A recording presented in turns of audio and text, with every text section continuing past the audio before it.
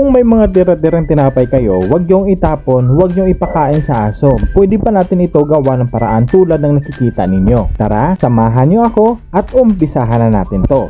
Let's go! Una nating gagawin ay i-slice o i-cut lamang natin ito ang ating tira-tirang tinapay ng pa-square. Ganito na ang kakalabasan pagkatapos natin i-cut. Tapos mag-crack lamang tayo ng 4 na peraso ng itlog, medium size. Timplahan ng pinch of salt and a pepper powder. Halu-haluin lamang natin ito hanggat sa mawilmek. Kapag nahalo na natin ito ng mabuti, pwede na natin ilagay ang ating in-slice ng mga tinapay. At haluin lamang natin ito ng mabuti. Siguraduhin natin na mawilmix ang lahat ng tinapay sa itlog. At kung meron tayong ham, pwede rin natin ito i-cut dahil itatoppings natin ito mamaya. And then, kapag medyo mainit na ang ating mantika, pwede na natin ilagay ang ating hinalong tinapay sa itlog. I-flatten lamang natin ito ng mabuti para maging mas maayos at mas maganda tingnan. At dito na tayo maglagay ng toppings na ham.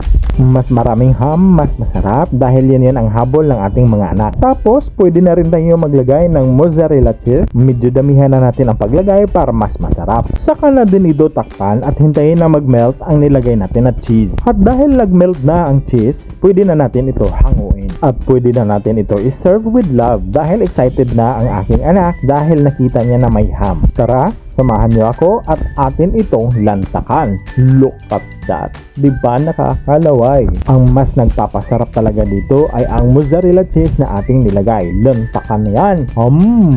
Yummy!